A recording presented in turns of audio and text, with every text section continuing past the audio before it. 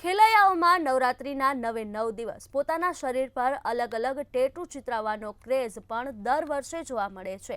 એક તરફ જ્યાં આ ટેટુ ખેલૈયાઓને લોકો કરતાં જુદા અને આકર્ષક બનાવે છે, ત્યારે આ નવરાત્રિમાં ખેલૈયાઓ પીઠ પાછળ જે ટેટુ બનાવી રહ્યા છે તેમાં પણ ખાસ ગૃહ રાજ્યમંત્રી હર્ષ સંઘવીનો આભાર પણ વ્યક્ત કરી રહ્યા છે। સવારે 5 વાગ્યા સુધી ગરબા રમવાની મંજૂરી આપવા બદલ ટેટુના માધ્યમથી ગૃહ રાજ્યમંત્રીનો ટેટુ ચિતરાવી રહ્યા છે।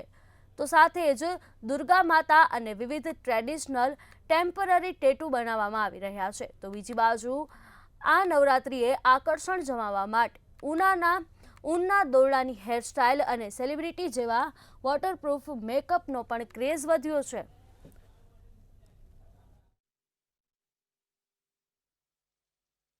આમ તો અમે હર વર્ષે ટેટુ કરાવતા જ હોઈએ છીએ, પણ આ વખતે એક ઉત્સાહ એટલો છે કે સવારે 5 વાગ્યા સુધી રમવાનું છે, મતલબ લોંગ ટાઈમ સુધી રમવાનું છે। તો એના માટે specially colours and waterproof tattoo કરાવ્યા છે કે જે 10 દિવસ સુધી ટકી રહી।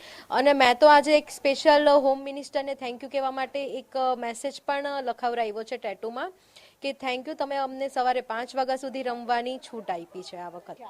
હા, તો આ વર્ષે ખેલૈયાઓનો એવી રિક્વાયરમેન્ટ છે કે મને અલગ અલગ ટેટુ જોઈએ છે।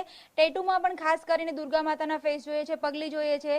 હેપી નવરાત્રી, કેમ કે આ વર્ષે બધાને ઉત્સાહ જ એટલો બધો છે, કેમ કે બધાને 5 વાગ્યા સુધીનું બધાને પરમિશન મળી છે। ખેલૈયાઓ ઓલરેડી નવરાત્રી માટે આખું વર્ષ વેઇટ કરતા હોય છે, તો આ લોકોને એક થોડો ટાઈમ વધારે બી રમવા મળશે, એના માટે એ લોકોને સ્પેશિયલ થેન્ક્સ માટે કહેવા માટે હોમ મિનિસ્ટરના માટે એક ખેલૈયાએ ટેટુ પણ અમારી પાસે બનાવરાવેલું છે। ખેલૈયાઓને કેવું છે કે અત્યારે હેરસ્ટાઈલની અંદર અવનવી હેરસ્ટાઈલો જોઈએ છે, બરાબર। ઊનની હેરસ્ટાઈલ છે તો ઊન થ્રેડની હેરસ્ટાઈલ છે, મિરર છે, અવનવી હેરસ્ટાઈલો જોઈએ છે। મેકઅપ છે તો મેકઅપની અંદર બી 5 વાગ્યા સુધી બધા ખેલૈયાઓ રમવાના છે, બરાબર। તો પછી એ લોકોને પસીનો ના આવે તો એ રીતે પછી મેકઅપ ફિક્સર આપણે કરીએ છીએ, અને પ્લસ કે અવનવી હેરસ્ટાઈલ અને મેકઅપ એ રીતે આવે છે।